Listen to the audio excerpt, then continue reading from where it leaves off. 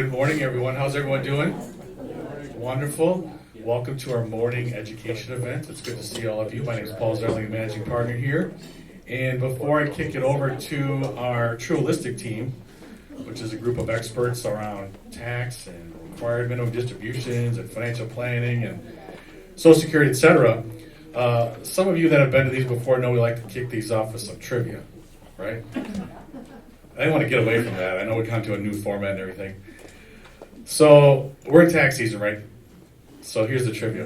1913, right? The IRS federal tax code. How many pages was it? 2. He says 2. She says 1. 3. 67. 67 over here. 137. That's 400 pages. Now, what's our current tax code? How many pages? 100,000. 4,000? 40,000? 10,000? 6,871. Now, if you want to add the addendum from the U.S. Treasury for all their interpretation of the tax code, then you start getting up to the 75,000 pages. But that's neither here nor there. All right, so it's my privilege, and I'm excited for these guys because it's a busy time of year for the TrueHolistic team. We've got everybody. I'm going to let them introduce themselves because there's some really cool slides and some pictures for you guys to get to know them. But they're going to be covering quite a bit with RMDs, health insurance, RIAs, investments, what's going on with the markets, almost like the weather, huh? Up and down all around. And then tax legislation updates, right? Because the current code expires this year, so they got to figure out if they're going to extend it, change it, rearrange it, etc. So without further ado, I'm going to introduce the TrueHolistic team, so please a round of applause. Thank you, Paul. So we always like to give an update on our families and what's going on.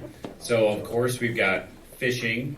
So we got Isaiah up there with his personal best walleye, about 25 inches. So that was Upper Red Lake, Minnesota, and more fishing pictures from there. We caught about 125 crappies with that guide. So we didn't count. We just kept 25 and threw the rest back. So that was really fun. Little Zev here's got about a 14-inch crappie. So that was a lot of fun. It was very cold that day. And then, of course, we got some basketball, Isaiah, Asher. And then at Trinity Lutheran, they had their entertainment night. So they had a fun time there singing in the rain with their classmates. And then, of course, my wife produces the musical at Kettle Moraine Lutheran. And our daughter and exchange student daughter, they were both in it again this year. So lots of fun things going on at the Krieger House. So that's a little bit of an update on our family. In the middle, I don't know if you guys know, but I'm allergic to all animal dander, which is anything related to a pet. And everyone thinks that it's funny because I'm allergic to dogs and I sometimes don't choose to entertain with dogs because I get, red eyes and sneezy. So Dom's daughter decided to buy me this coffee mug that I now have to use every day. And in the inside it says woof. So really cool. And then as I'm developing my slides, I'm getting a cat on the top and jumping dogs on the side. This is their thing. This is not mine. Now I'm going to move on to my stuff. So upper left, we had Christmas and everyone was home and we decided to get matching Life is Good pajamas. If you know Logan, he's a big Life is Good fan. And Marshall's is a great place to get stuff like that. So we got a little picture of that. Down below, our financial planner, Cade, has taken a picture. So if you guys know me, I'm a big fan of when people get cars to take a picture in front of client first. So Lisa got Blue Beauty, which is a new hybrid CRV touring. So pretty nice. Over there on the right, Logan and Ethan and we were out in Breckenridge doing some snowboarding. Unfortunately, Colin couldn't make it because you guys saw he had the broken leg. He also has a broken scaphoid. Almost healed, but definitely could not snowboard. And then down lower right, my sister moved to Colorado 15 years ago, 20 years ago. She came home for Christmas and we actually got to sled. I have a quick update. Speaking of Brad's family, this is Logan, Brad's middle son, who has joined Client First full time. So, Yay! He's the middle and favorite son, and we're really excited to have another dragger working on our team. My name is Cade. I'm one of the advisors on the team. I've come to find out that I don't take a lot of pictures, so I really had to go back in the camera roll all the way to last Thanksgiving. My girlfriend hates it. She wishes we have pictures, so I included the 3 that we actually do have together. First one on the left, we got the opportunity to go to the Thanksgiving Packer game when they played the Dolphins. I want to say that was one of the games where it was in the single digits. So it was quite cold on there. I look a lot bigger in that picture just because I have, multiple layers on me. So, I don't know if it's just the food that I'm eating or the cold weather. Could be both. Right in the middle, we also had the opportunity to go to the Bucks game, Milwaukee Bucks game, with Brad and Lisa. I was driving home one day on a Friday night. All I wanted to do was go home and just rest. Get a call. Brad says we have tickets to the Bucks game, fifth row. Yeah. 5th row. So I was like, that's hard to pass up on. Thought to myself, that's a lot of Brad for 1 week, but I pushed through and it was a good time. I agree. Finally, picture on the right was taken literally 4 days ago. It was St. Patty's Day. My girlfriend and I went out with a few of our friends on Saturday. And then I pulled out the corny T-shirt, take a picture, it'll last longer. So had to pull that one out. But that's the extent of pictures that I have for you guys. Well, that's really hard to follow. I'm Dominique. I'm on the service team. So this was a beautiful picture of my family on the very side left here from Christmas. It is AI Photoshop, so that's really not what my background looked like at Christmas, but pretty awesome. So we kicked off January with a bang. We had basketball. My youngest daughter Anna, Charger basketball, and Morningstar Suns basketball, and then my oldest daughter Kaylin is a gymnast. So we kicked off the season, and I find out today if her season is over because of an avulsion fracture in her foot. So we're fingers crossed here. So then we also took a family trip down to Kentucky. My daughter is a huge University of Kentucky gymnast and gymnastics fan, and so her mentor is a senior on the team, and we got to do a meet and greet, and then also have breakfast with her the next morning. So it was a pretty awesome opportunity to do that. So that is a little bit what we've been up to. I'm Katie Griefkes. I'm also on the service team. In the top left, that's me and my husband and my best friend since we were 14 years old. And her husband, we went to Mexico in January for our 40th birthday trip, which was super fun. So we loved that. And the rest of our last few months has been totally monopolized by our 4 children and basketball. So my daughter Ellie in the left on the bottom, they won a tournament for their junior Charger team, so she was showing off her medal. Top right is our oldest, Lena. She just finished up basketball for grade school. She's all done. She's in 8th grade. Her school team got to go to the Lutheran state basketball tournament at Concordia and did pretty well, so we were very proud of her for that. And then our little guy, bottom right, Owen, he is in 4th grade. He had a good junior Charger in school basketball season 2. And then in the middle is our little guy. He's in 2nd grade, Gideon. I'm sure some of you know Kenzie Leering from KML. She's a wonderful basketball player. And one night before we were going to bed, Gideon said, "Kenzie is so good. She's the 2nd best basketball player ever." And I said, "Oh, really? Who's the first?" And he said, "Caitlin Clark, but Kenzie's number 2. So he made that sign for one of their games. I'm Chris Walla. Help out the TrueHolistic team in insurance, and I have quite a large family. We're one of the preferred families in Barton, the Walla family, so just kind of biased that way.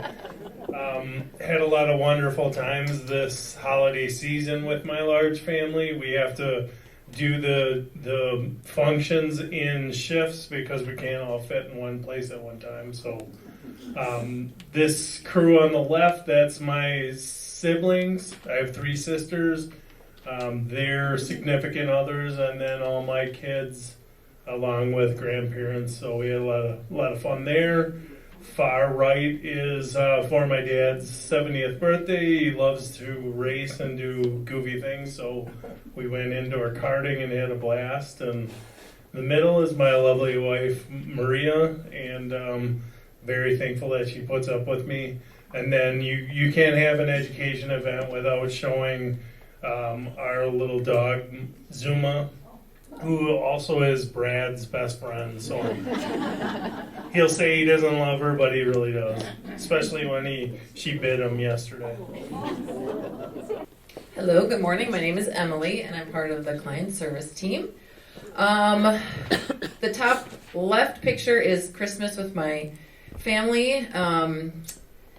The bottom left is my daughter Ava. She goes to Wisconsin Lutheran College, and she had her soccer banquet a couple months ago, and she was named MVP of the team. We were very proud of her for that.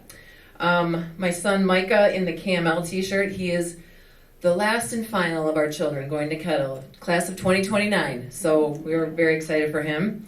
And then the other 4 pictures are all Puerto Rico. We just got back from spring break with our family.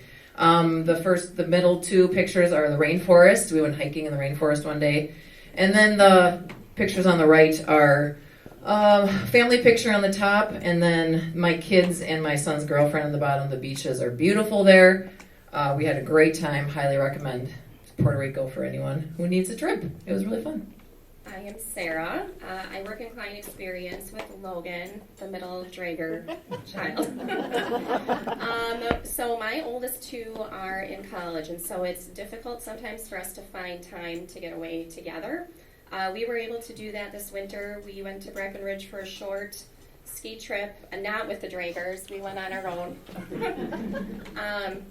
So that was amazing. My oldest goes to school up in northern Michigan, and so this picture in the top middle, she is there with some of her friends from campus ministry. She's been blessed to be able to be a part of starting a mission church up there. So that's been awesome. They're also getting a foot of snow today. My son is a freshman at UWGB. He does percussion with the symphony and ensemble there, so we were able to go to a few of his concerts. And then my youngest daughter is in 8th grade. She is ready to move on to high school, and we spent quite a few hours in bleachers this winter, supporting her at her cheer competitions. And we had a wedding, and we spent a lot of time up north, so that is me. Hey guys, I'm Logan. Brad's middle child. I've been introduced a few times here now. So I just started full-time a couple months ago. I'm part of this team. I work with Sarah up front. A lot of fun. Like Kate, I don't really have a lot of pictures. I have like 2 pictures of myself in my whole camera roll. So the one on the left was actually from this past summer. My girlfriend lives out in Colorado, so I went and visited her. We went to, that's a place called Seven Falls. Pretty sweet hikes. That was a lot of fun. And then here on the right, this winter I went on a ski trip with my dad and my older brother. That was a ton of fun, so that's our picture there. So yeah. All right, so we are back. Let's dive deep into the meat of today. So, again, my name is Cade. I'm going to be covering required minimum distribution planning. Raise your hand if you know what RMDs are or they affect you.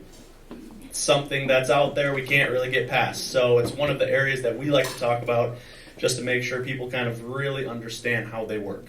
So I'm going to be the expert advisor today. Brad's going to play Dave, and Katie's going to play Beth. And we'll get to that in a second here. So, required minimum distributions. Here's our case study. So, Dave and Beth, 75 and 74, are both retirees living on their Social Security and pension payments. Their total monthly income comes to around $8,000, and their total living expenses are $6,000 per month on average. So their total income is covering all of their living expenses for now. They struggled with the first couple years of their required minimum distributions and want guidance on how to best manage their situation. So here's what we're looking at. Dave's IRA has a total RMD amount of $4,000, and Beth's IRA has a total RMD amount of $2,000. And keep in mind they both have Roth IRAs and individual accounts. So let's dive deep into, first of all, what are they? RMDs refer to the minimum amount you must take out of your pre-tax retirement accounts, so IRA, Roth, IRA, 401k, excuse me, starting at a certain age. We'll get to that age bracket in a second here. The calculation is based on life expectancy by the IRS, and it's essentially the government's way of telling you you've been holding on to these pre-taxed funds for long enough, time to get our cut of the pie. I tried thinking of a good analogy to use. Growing up, I had a lab as a dog. If you ever give a lab a bone, you know, they're bugging you, they're being around you, that you just want them to be away. You give them a bone, they run away to the corner of the house, and they're fine. I think of that like the IRS. You have this required minimum distribution. They're bugging you about it. If you give it to them, you're fine. You're good. You're good to go. So that's the analogy that I kind of like to look at. So, required minimum distributions, when are they? RMDs cannot be avoided, but they can be planned for. I put this chart up here just to give you a sense of kind of where you're at. So it goes off of birth date. And before I dive deep into this, I want you to know that this can change. This is subject to change. These ages, whatever tax codes are out there, those can always be changing. So take this with a grain of salt here. Most people right now getting to that RMD age are kind of right in here, that 73 mark. So they're kind of in between those birth dates of 51 and 59. So kind of just take a look at those brackets there, kind of get a good sense of kind of which ages those affect people. So, common mistakes. There are a lot of common mistakes taking required minimum distributions. First of all, obviously, failing to give the dog a bone. Failing to take your RMD. Failing to do so can put you at risk to receive a hefty penalty of 50% of what you don't take out. So say your required minimum distribution is $4,000, you only take $2,000 out, you have that $2,000 left that's subject to that 50% penalty. Second point, withdrawing from the wrong account. Obviously, you have to take it from that account that is subject to those required minimum distributions. You can't go to your post-tax accounts, Roth IRAs, individual accounts to kind of cover for that. Next point, taking RMD too late. Deadline each year is December 31st, no matter what. So it doesn't work like a Roth IRA contribution, a Roth or traditional IRA contribution where you have until April 15th. Unless it's your first year, you have until April 1st. So you have a little bit of leeway for that first year of planning. Then finally, not utilizing advantageous ways to distribute that required minimum distribution. We're going to get to those on this next slide here. So, here are a couple strategies that we use, and this is just entirely based on everybody's situation. So one strategy may not be good for another person's situation. First of all, qualified charitable distributions. This is the best way that we see is a strategy for the required minimum distributions. If you send it to a charitable organization, that eliminates all tax, and you don't have to worry about sending Uncle Sam any cut of the pie. Roth IRA contributions. If you have earned income, you can take that required minimum distribution, send it to your bank, reroute it back into your Roth IRA, and that grows tax-free. Reinvest into a taxable brokerage account. If you want to continue to participate in the market, allow those funds to grow, you can just send that back into, it's a post-tax account, but unfortunately it doesn't grow tax-free as well. So that's why we kind of look at those Roth IRAs first before we go to the next one. And finally, obviously, living expenses. You know, like our situation here, they cover all of their living expenses. That's not the case for everybody. So if you take those required minimum distributions, you can use a good portion of that to kind of cover any supplement that we need. So now we know about RMDs. Let's dive in to our case study skit here. Are these RMDs going to happen every year? If so, I think we got to start planning around them. I feel there's just a much better way to utilize these funds. I understand the concern. Before we start, let me ask you two very important questions. Do either of you work or have any earned income? Perfect. Yeah. Or do you donate to any charitable organizations? Okay. I do still work. Okay. You know, I'm really good with people. I like people. So I'm at the local Quick Trip. You got really good food there, and there's a lot of people there. And I don't work, but I always try to make my annual donations to my church that we attend. And this is the one organization that I am very involved with, and I want to make sure I can support it in any way possible. That's perfect. Perfect for the situation. There are a few different areas that we can go down. So, Dave, how much do you earn each year working at Quick Trip? Well, I mean, I don't work that much, so it's about $5,000. Great. So we'll just take a distribution for your entire $4,000 required minimum distribution, send it to your bank first, and then because you don't need those funds, let's just reroute it back into your Roth IRA. You don't need them, let's continue letting it grow tax-free. So, you're being advantageous with your money, and you are utilizing these years of earned income. So, Beth, how much do you usually like to give to your church?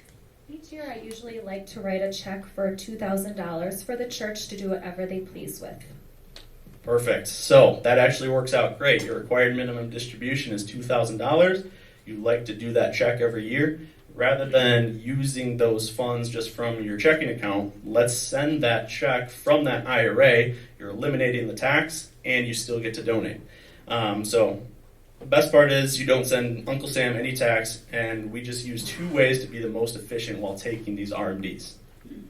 That's great, but with my knees, I'm not sure I know how long I'm going to be able to work. I want to continue making good decisions, but also have my money grow because I really don't want it to be spent.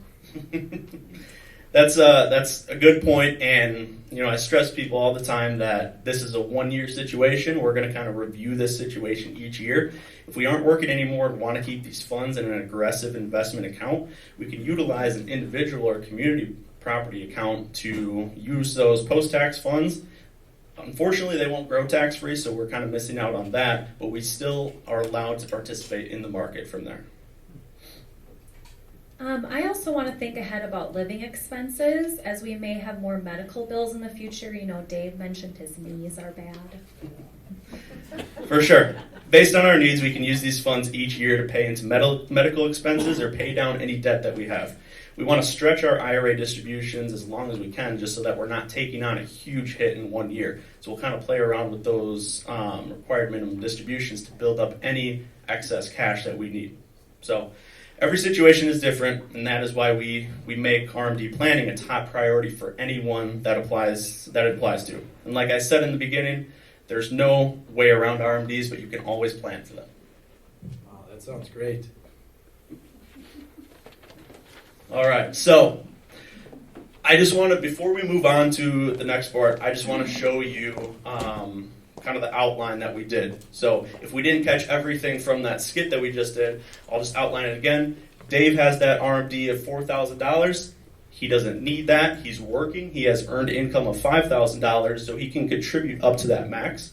So what he's going to do is just send it to his bank and then right back into his Roth IRA. Unfortunately, you have to go through those steps, but that is getting it back into that tax-free growth account. And then finally, Beth at the bottom there, it's a little bit simpler. Just $2,000 RMD, sending that the qualified charitable distribution check just straight to her church. So kind of just giving you a visual of how that kind of flows through. So I think we're ready to move on to our health insurance.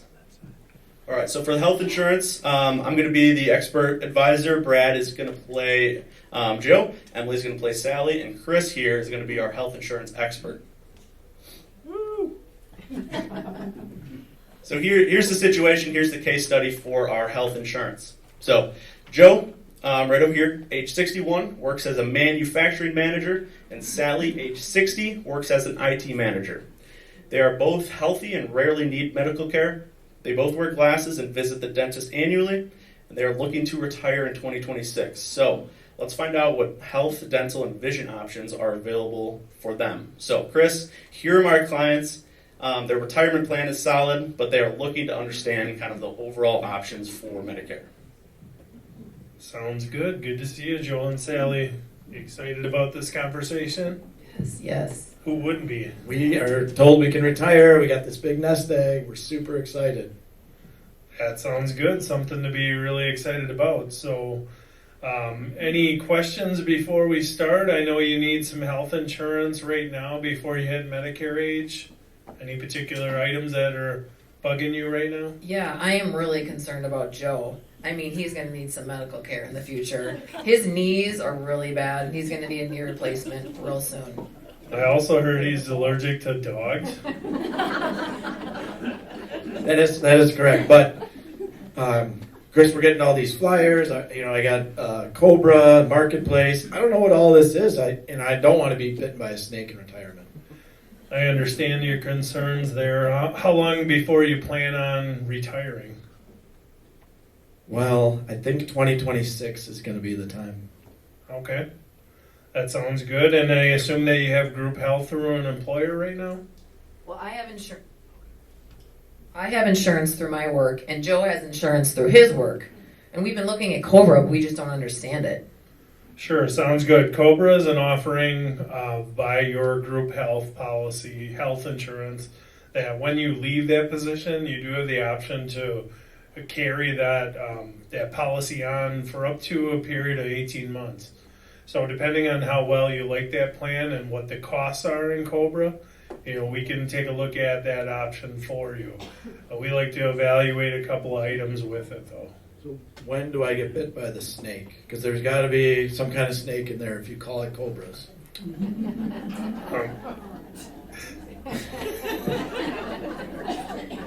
No. Typically, if it does bite you, you usually don't feel it, except for in your wallet. So. Yeah. Well, that's good. So you're saying that there's some options. Yes, definitely. We can take a look at a couple of options. One would be the Cobra continuation from your current coverage. Another one would be Affordable Care Act Marketplace Plan. We can take a look at pricing and see if you qualify for maybe some subsidies or reduced premium. We just have to take a look at your offerings and compare them side by side, see what makes the best sense for you.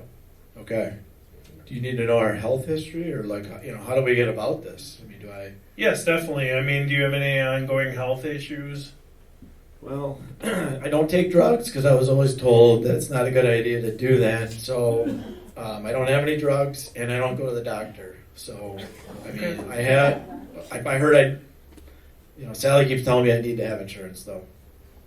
Well, and I use Freighter doctors, and my prescription list is really long. Sure. So what we can do is understanding that you need freighter doctors, there's a few carriers that are specifically geared towards freighter. We can take a look at your medicines and then do some projections to see what your monthly costs are going to be, and then go from there. Okay, that sounds good. So I see on this slide here that we're going to be able to get either Cobra or the Marketplace, and then we're a little more interested too in understanding a little bit about Medicare. Why can't I use it since I'm going to be retired? I'm going to turn on Social Security. Why don't I get Medicare as well? Typically, Medicare starts at 65 unless you're disabled, and then they have been deemed to take Medicare early on that. So we have to, if you're not disabled, we have to bridge the gap from the time you plan on retiring to the point where you're at 65 and ready to get on Medicare. Would my knee replacement count as disability? Because some people say I'm a little disabled. Yeah, I am not exactly sure about that. You'd have to go through the process to see if that's something where you can qualify for disability. Do I get free YMCA membership? I really like to work out. Depending on the plan, if you're speaking about a healthcare plan, some healthcare plans include that. If you're looking at Medicare products, a lot of the different products include programs like Silver Sneakers or an equivalent plan that includes a gym membership for you. So definitely. Do I get Silver Sneakers then? Does that come with the plan? Or just the membership is the piece? Just the membership. I mean, what I would suggest if you're looking for Silver Sneakers is to get a pair of shoes and spray paint them silver. I can do that. I'll ask Logan to do it for me. What's the difference between a supplement and the Advantage plan? My friend keeps telling me I gotta get the supplement. And what about a drug plan, the donut hole? What can you tell me about a little bit of that? on the Medicare area, you can, two of the main plans are either a supplement or a Medicare Advantage plan. We need to know a couple of pieces of information to kind of steer you in the right direction to help you make a decision there. But more times than not, a lot of people, the Medicare Advantage plan fits better just due to overall costs out of pocket versus a supplement that you pay a monthly premium for. We can typically find a lot of good Medicare Advantage plans for a zero premium or low premium per month. So you try to look at costs overall over a 5-year average. Most people will save thousands of dollars going that Medicare Advantage route, but we can evaluate that when you get closer to it, see what fits. Me too. All right, well, what about dental insurance? We both like our teeth a lot. Well, that was one of the first things I noticed about you when you walked in. You have great smiles, both of you. Even though your knee doesn't work well and you're afraid of dogs, your teeth are awesome. There are a few items out there on the health insurance end, marketplace. There is some limited dental coverage in some of the plans. We could just take a look at that. Same thing with vision. And then when you get to the Medicare age, some of the Medicare Advantage plans include a small dental benefit and a vision benefit. It's not, all encompassing, but there are a few options for you. Because I need glasses now, and these things are expensive. I didn't realize it. I don't even know if this insurance is worth it. Well, the glasses look great on you. Well, good. Thanks, Chris. I think we're going to be in good shape. It seems like we're in good hands. We came to the right place. We appreciate the compliment. So our next skit is going to be on beneficiary IRAs. It's going to be with Cade. Cade is going to be the expert advisor, and then Logan is the client. It's coming, yep. So Logan inherits $100,000 and needs some guidance. So Logan is currently working. He just inherited $100,000 in a traditional beneficiary IRA from his grandfather. He has a list of fun things he would like to spend the money on. Cade is here to advise him and work his best interest.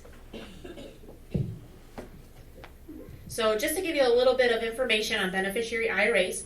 So an inherited IRA and a beneficiary IRA, they're actually the same thing. So they are referred to an account that is open when someone has inherited an IRA after original owner has died. So an inherited traditional IRA is our distributions that are taxed as ordinary income at the beneficiary's current tax rate. So the 10% early withdrawal tax does not apply to inherited IRAs, and taxes are due in the year and each distribution is taken. Then we also have inherited Roth IRAs. So there are withdrawals of contributions, and they are tax-free. All withdrawals of earnings are also tax-free unless the account was held for less than 5 years at the time of withdrawal. So here's how it works. The beneficiary can be a spouse, a relative, a friend, or any entity like a trust or a charity. The beneficiary cannot make additional contributions to the account. So say you inherited $100,000, you cannot put any more money into that account. That's it. The funds can remain tax deferred. The beneficiary can generally withdraw money right away without penalty. You don't have to wait. Non-spouse beneficiaries must withdraw inherited IRA funds within 10 years of the original owner's death. So that's why it really helps to have a financial advisor go through taxes and how to best take the money out over those 10 years especially. To make a qualified charitable contribution to charity, the beneficiary of the inherited IRA must be at least 70 and a half at the time of that QCD. And now we'll go into our little discussion with Cade and Logan. Perfect. Well, Logan, welcome in. Thank you for taking the time to sit down with me. First of all, very sorry to hear about your grandpa and passing of your grandpa, so I'm very sorry to hear about that. Thank you. I appreciate that. He was a really good grandpa. I'm gonna miss him a lot. I really did enjoy working with him over the years. He was a great guy, and he was very excited to have you as his beneficiary to his IRA. Did Grandpa ever make you aware of this? No, I had no idea. I get money. We're getting money. He didn't really like his son that much, so he figured let's just skip a generation and go right to you. And I said, oh, I can't make any recommendations on that part, so we just went with the plan. So he really wanted to set up your future and kind of give you a good starting foundation. Yeah, I mean, I like the way that sounds. How much is the account worth? What are we talking? All right, Logan. The account is worth $100,000. $100,000? That's great. How do I get the money? I mean, what can I buy? I got a dream truck I want to buy here. I've had my eye on one for actually a really long time, and maybe a trip. I mean, I think the options are endless. Okay. Logan, let's simmer down for a little bit. All right, let's take a deep breath. Pause. So, first, we need to open a beneficiary IRA. That money is just not available for you right away. So it's not just $100,000 in cash, although that would be nice. We're a little bit locked up. So we need to move the funds into that new account. Once it's completed, then we can talk about kind of some options that would be the most beneficial for you. Yeah, I mean, we should probably move that money to that new account. I want to spend it. It's mine now. Let's get this done. All right, Logan. So my job here is to make sure that you're set up properly, not making any, not dumb decisions, but not advantageous decisions. So I'm recommending that you take equal distributions over 10 years. You have that 10-year burn down window, so we don't want to take a huge distribution right away. So if we did $10,000 annually, that burns us down a little bit each year to minimize the taxes that we do owe, versus taking that lump sum and you're bumping up into the next tax bracket, taking on that huge tax hit. Spreading out that tax burden by taking those equal distributions, they're going to save you in taxes, and with productive planning, we'll be able to provide you with great tax planning and help your future. How does that sound? That's not bad. I think my grandpa trusted you guys for a reason for many years, so I think you guys probably know what you're talking about. And I think if I spend my money right away, it's probably not great. So I think I understand where you're coming from, and that sounds pretty good. So let's do that, and then maybe I can get my truck at some point if we kind of. Perfect. Just think about it like a big paycheck each year. We're going to think about that. We're not even going to think about the rest of the account, and we're just going to think about that $10,000 for the next 10 years. That sounds good to me. Perfect. Sweet. All right. So that is beneficiary IRAs. We're going to move on now to the fun investments, emotions, and financial planning with the big dog, Justin. Okay, so a little bit of talking behavioral finance is the fancy term for investments and emotions and how people deal with that. So you can do a Google search, and there's all of these different things they've started charting related to people's emotions and the stock market. Now, since we've transitioned from a lot of people having Social Security and the silent generation had pensions, now most people have 401ks, IRAs, and accounts. So fear and greed, the enemies of good financial decisions. There is something, actually, this is so studied now. CNN has created what's called a fear and greed index. Anyone want to take a guess what the fear and greed index is at right now? From CNN.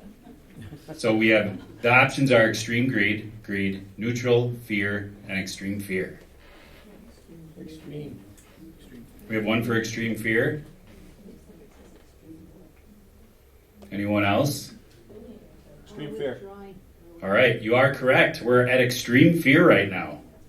So we're going to talk through this. We can go to the next slide. So this one gives, again, lots of studies. As your accounts go up and down, you feel all these different emotions. Optimism, enthusiasm, euphoria, overconfidence, anxiety, denial, panic, agony, depression. But we can sum them all up in fear and greed.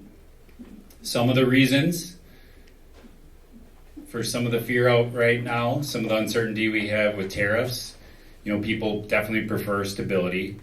So going forward, this is one of my favorite examples of greed. So if we have Simpsons fans, this is your lucky day. I'd like to withdraw my life savings, please. And hurry! Sir, this is a joint account. You'll need your wife's signature, too. Oh, yes, of course. Yeah, she's behind that plant. Hello, Marge. Hi, homie. Sign this, please. You're the boss. Daddy, ask the man for some candy. No candy for you. Then at least get some candy for yourself. Kids. Here's your candy. So long, sucker! Sir, your life savings?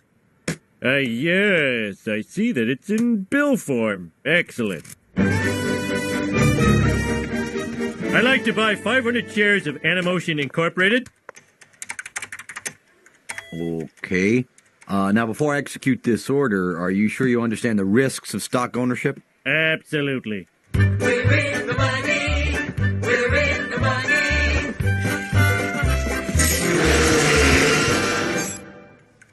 You heard the monkey. Make the trade. For automated stock prices, please state the company name. Animotion. Animotion, up 1 1/2. Yahoo! Yahoo, up 6 1/4. What is this crap? Fox Broadcasting, down 8. Sleep tight, my beloved.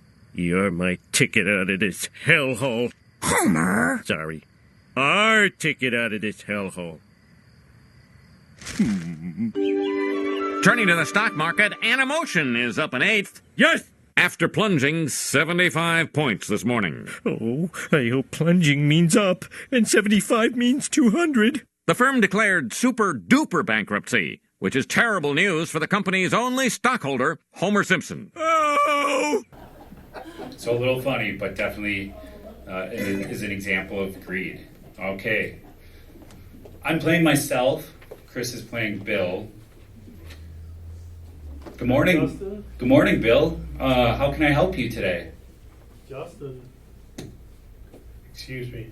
Justin, I really wanted to tell you that I appreciate your planning for me long term here. You've really done a good thing with me and our family. I appreciate that. In our last strategy meeting, I explained to you that I'm kind of changing my focus on hobbies that I want to do. And I'm leaving a little bit of fishing behind, but I kind of want to get into this new endeavor of collecting floating ducks. Okay. And I'm kind of concerned because, I've been talking to a lot of people on these circuits of trading ducks, collecting ducks, things like that. It's like rubber duckies or like the Wisconsin ducks? Rubber duckies. Oh, okay.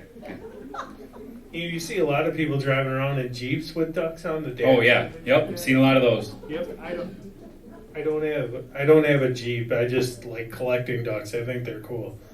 Is that why you were calling today? Yeah. Yes, definitely. Let me explain my concerns. Okay, I thought Katie said you had some questions on your account. Yes, definitely. I'm hoping that, with all the uncertainty happening and account values where they're at, I was hoping to use some of that money for my duck collection, expanding it, trading it, things like that. I've been talking to my friends on my duck collection forum, and they said that now's the time to buy. Because of all the uncertainty in the markets, we have a lot of issues with tariffs. What happens if you can't get the plastic in to produce more ducks, things like that. So I'm really concerned about that and how the market's been going. Talk me off the ledge here. Well, and your email said you wanted to put everything in cash right now? Well, cash allows me to get more ducks. So, I'm hoping you're going to tell me some good news that I can move ahead with this because I'm really concerned. And, when I see all my ducks on the table, it helps me relax a little bit. It doesn't give me so much anxiety. I just want to chill out a little. Okay, so let's review your plan. So we kind of have your account set up in buckets, Bill. So The ducks float in buckets, you know that, right? I didn't think of it that way, but that's a good point. So your now bucket, you've got from my notes from our meeting, you have about $45,000 in cash. So that should be set aside in case you have to buy another vehicle, maybe some ducks there too. But definitely have enough in the now bucket. Moving forward, we didn't really identify that you needed anything in the soon bucket, but your later bucket, we've got your IRA and Roth IRA. So your traditional IRA has about $640,000 in it. Your Roth IRA has $70,000. Both of those are long-term horizon accounts. You're taking out about $22,000 a year from your IRA, which is supplementing your Social Security, and your plan shows you probably will never use your Roth IRA, so that potentially will be passed on to your children or other beneficiaries. But with all the tariff talk and that sort of thing, and the market decline, if you listen to the news, they're talking it's doomsday. Won't these accounts decline in value a ton, and that'll reduce my duck buying ability? That's what the news media is talking about this week. I'm not sure what they're going to be talking about next week. But your request to put all your accounts in cash, you're asking me as your fiduciary, so you hired me as a fiduciary to act in your best interest. You're asking me to take all of the money that we've identified in your later bucket and put it in your now bucket. So this would violate our client agreement with you. You've hired me to act in your best interest. So we can't just simply take a request from you and put everything in cash. So it's not in your best interest in the long term.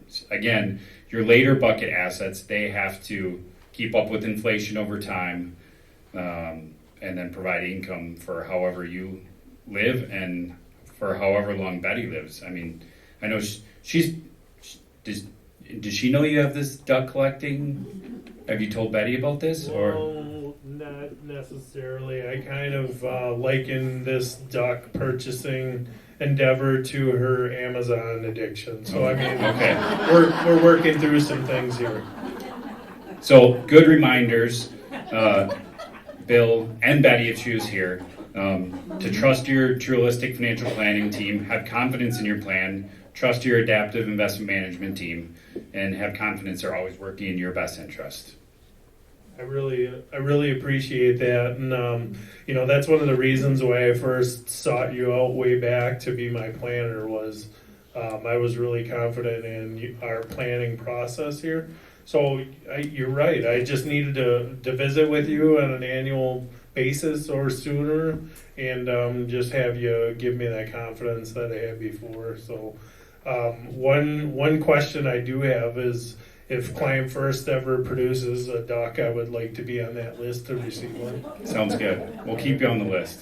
Thank you very much. So just as a reminder, kind of getting more technical, the adaptive team, they use trend analysis and relative strength to determine supply and demand in the market. So that's their process. They're not using emotions. They're not using any other influences besides that. So the adaptive system, it identifies trends in the market, identifies supply and demand. It's not a black box. So a black box that would be what the industry refers to as just a formula that runs with no human input at all. It's not that. And it's not going to pick tops and bottoms perfectly, but it's going to identify market environments where it's safe to be invested, and then times for us to take money off the table, be more conservative. One last question for you, Bill. Did you happen to read any of the 2 emails in the last 2 weeks from the adaptive team? I did see something in there, but I was so focused on between Amazon and duck deliveries.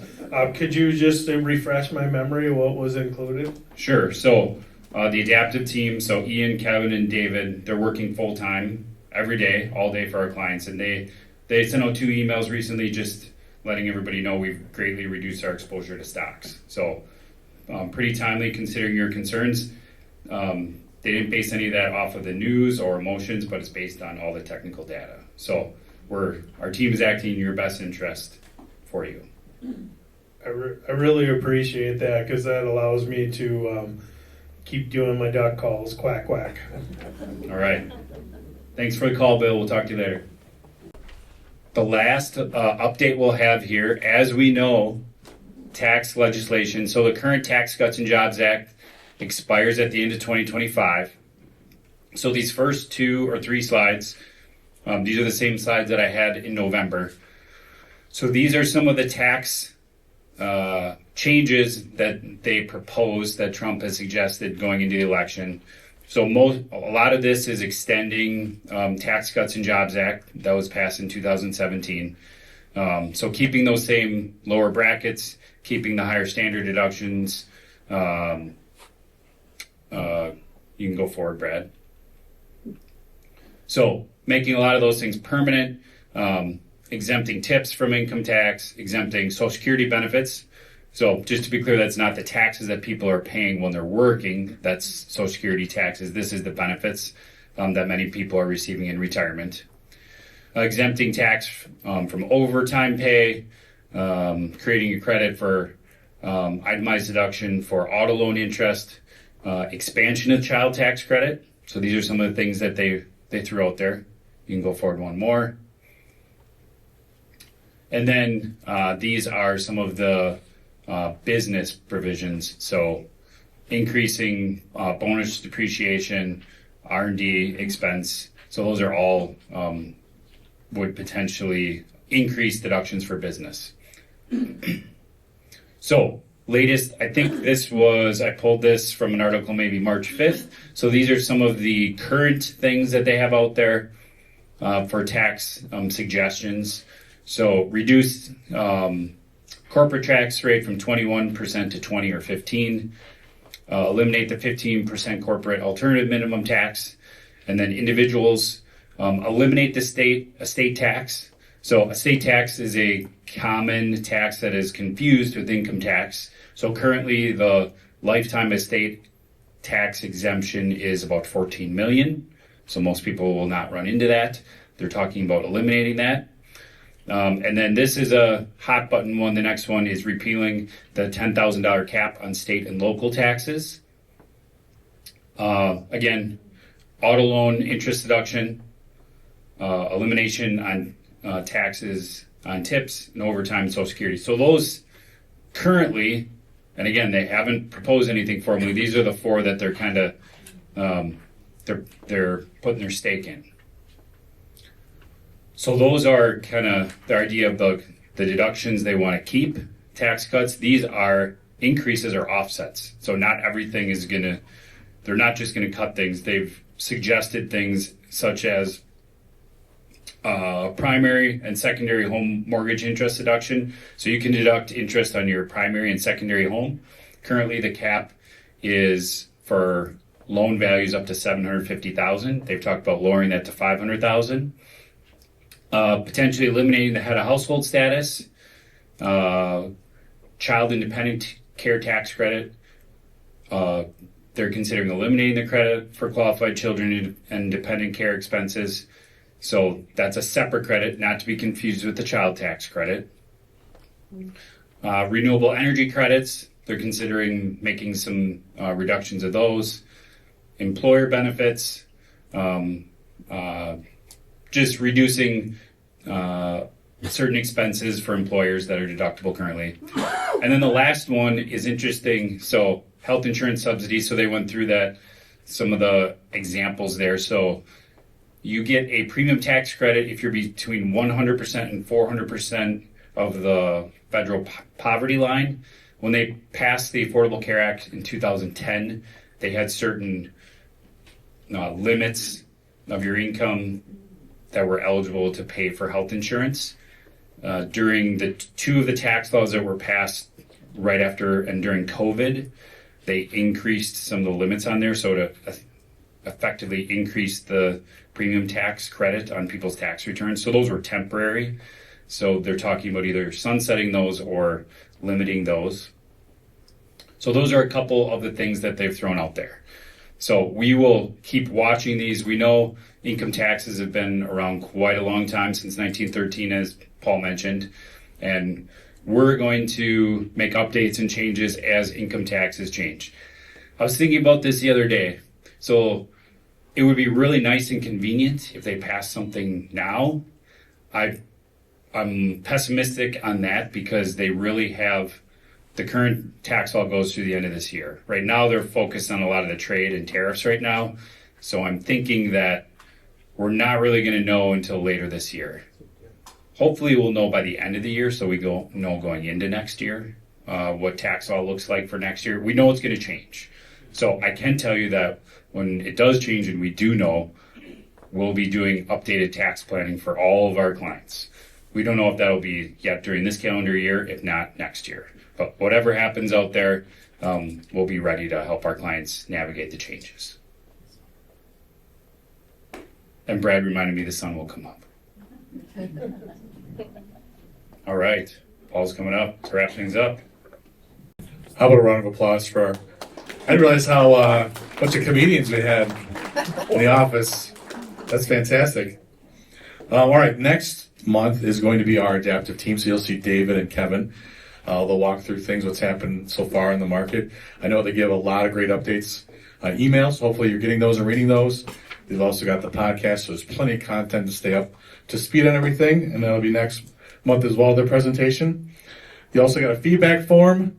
So please provide that feedback and hand it into our team at the table when you're ready. And then for those that aren't clients, the best way to become one, to align all those different puzzle pieces for your financial life, which a lot of you enjoy already, is to have that no-fee initial consultation. You can just get a hold of us at our office. So, quick, by the way, impromptu survey. How many people like having the printouts versus how many people, okay? How many people like having like a QR code you can scan and pull it up on your phone and email? Needs to be bigger for us that can't see it. All right, bigger, okay. All right, thank you for the impromptu survey. Now, how about a round of applause for Julie from Mr. and Mrs. Catering, right? We're getting used to working with her and thought it was really delicious this morning. All right, anything else from the team?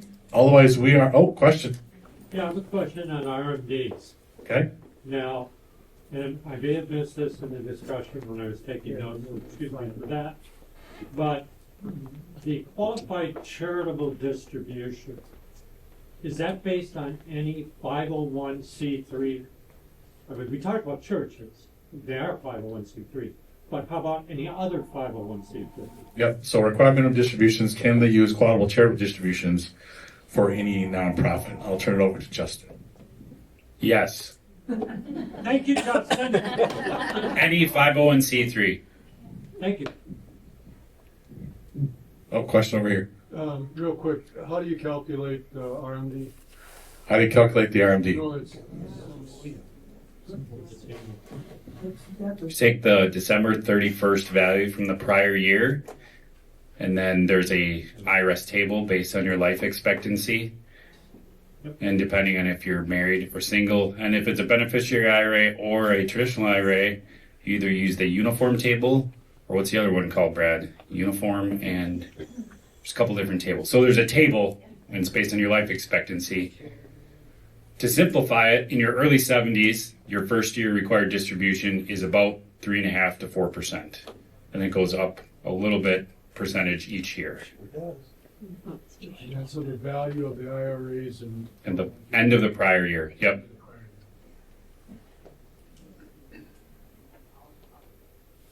So are there differences, like you said, early 70s, it's 3.5%. So as you age, that goes up? Yep, significantly. And is it different from male, female, married, unmarried? No, it's a uniform table. Yep.